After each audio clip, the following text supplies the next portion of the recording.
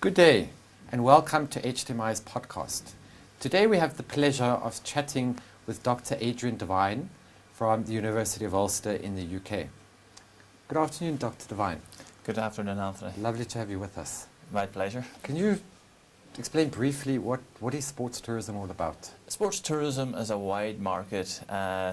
You could break it into three areas. You would have activity sports tourism, which would include things like walking, cycling, hiking, skiing, and then you would have the second dimension to the market, which would be the event sports tourism, and that would range from mega events such as the Olympic Games. You would have hallmark events such as the Wimbledon Tennis Championships.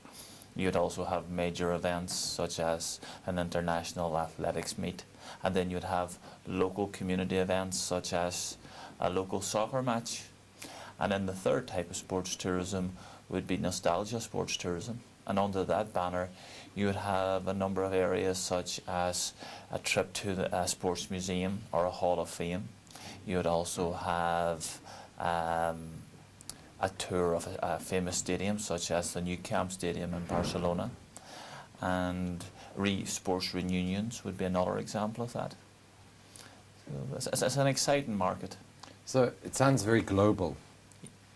Is there, in order to hold a sporting event, whether it's a local, national, international, would you say, from your experience, that it's sort of on a global scale? Are there particular destinations where sports tourism would take place or could not take place, for example?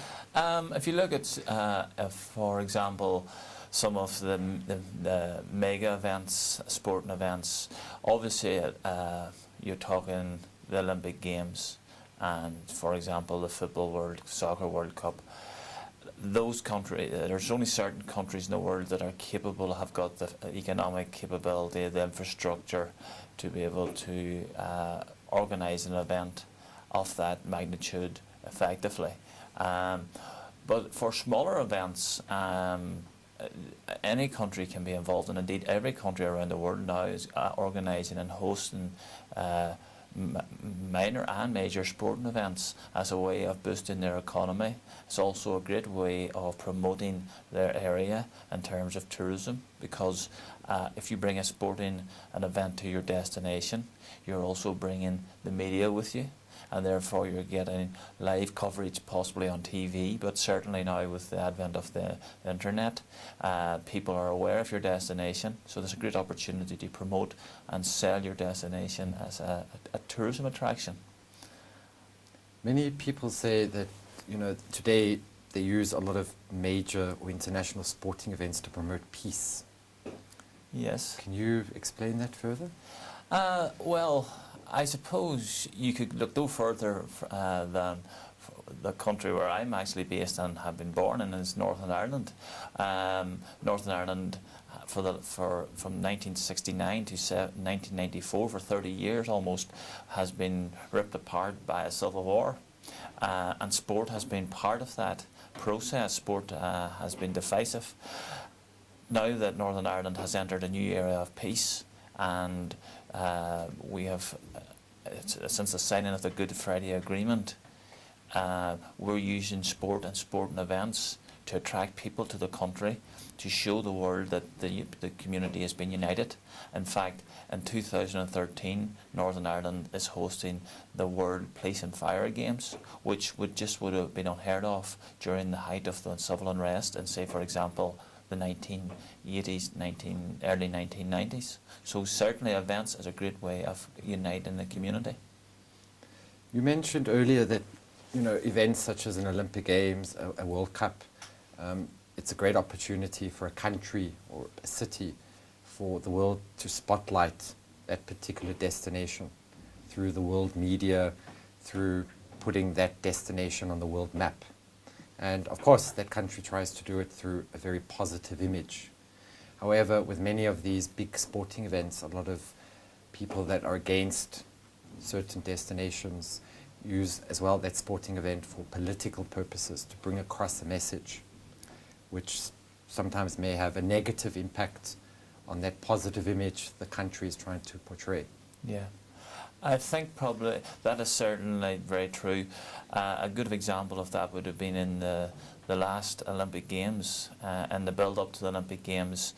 For example, in Beijing, the torch relay was interrupted with protesters who were opposing the Chinese government's stance on human rights, and for example there was protests, and it marred the build-up to what was a very spectacular Olympic Games, and that damaged the games, and the media latched onto that rather than portraying the positive aspects which the games were trying to do, which was trying to open up China to the rest of the world. So what could a country do to counterattack that? Because, and in South Africa, you know, there was a lot of very negative publicity as well to the build-up of the games, you know, mainly because FIFA was a bit concerned that the country would not be ready, there were not sufficient hotel rooms, stadiums were not being built, workers going on strike. Again, you know, the crime issue was, you know, displayed across the world media. And even though Beijing, South Africa did put on very successful events, but what could countries or governments do to try and counterattack that negative publicity? I think the key has to be planning, and planning not just on the year before the event, but years prior to the event.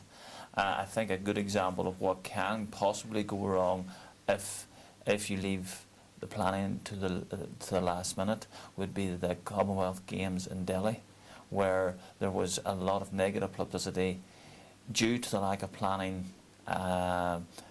right up to the games, and for example you had incidents where there was a bridge collapsed adjacent to the stadium. You also had negative media coverage from, for example, athletes getting sick in the pool, but that's all to do with making sure that your event is completed and the preparations for the event is completed on time, and basically good proper event management.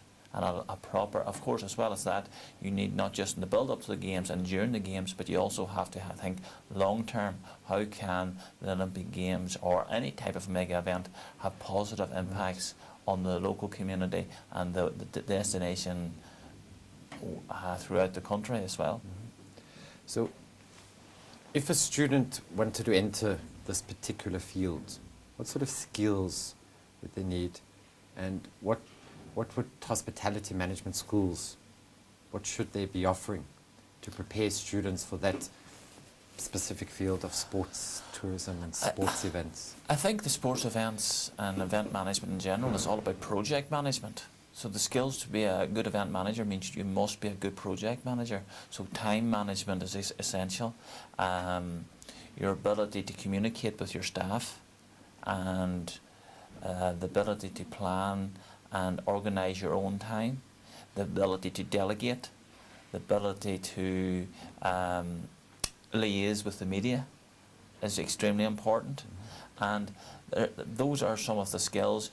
Being creative is also important, and those are the sort of skills that are also extremely important in hospitality, providing a good customer service, putting the customer at the focus, because sometimes when you're organising an event you forget, you get so wrapped up in the event itself, you forget that you're providing an event for the customers, and the customers could be the athletes or the competitors or the actual audience itself, but either way you must put those people at the centre and you provide a safe, secure environment. Would you say this is a sort of an industry that provides a lot of challenges for students, gives them also maybe the opportunity to travel the world, you know, especially when you're organising events on global scales? Yeah, I think there's a great opportunity out there for those who are now entering a career in event management, because as I said, not just sports events but in the arts and right across the spectrum, and the business side, there's events taking place every day, every minute, and it requires people to organise those. So if you're willing to travel and experience, and in fact students entering that career should be encouraged to travel and experience organising events in as many destinations as possible. But it's a challenge there is a challenge there, but it's also an exciting challenge. Event management, organising any type of event, is hard work, but it's also very rewarding if done properly. So, lastly, what do you think is the potential for sports tourism? I think sports tourism will continue to grow. The main reason is twofold. One is the economic benefits that can be reaped from a sporting event. The other reason is that fitness is now being driven throughout the world. Governments recognise, and we're all aware that we should be keeping fit, and that sport is an integral part of our lives. So I think sports tourism is one way that will definitely bring that agenda to the fore. Are you a sporty type of person? Yeah, I've been involved in sport for all my life, and currently involved with triathlons, which is a difficult sport but a very enjoyable sport. Any other sports you like? I love football. I played football, soccer, and at home in Ireland we have a sport called Gaelic football, which I've played that as well. But I love all types of sport and love competition. Well, you know, they do say one should always practice what they preach. Yes, yeah. Dr. Devine, it's been a real pleasure chatting with you, and we thank you very much for your time. Thank you, Anthony. Thank you.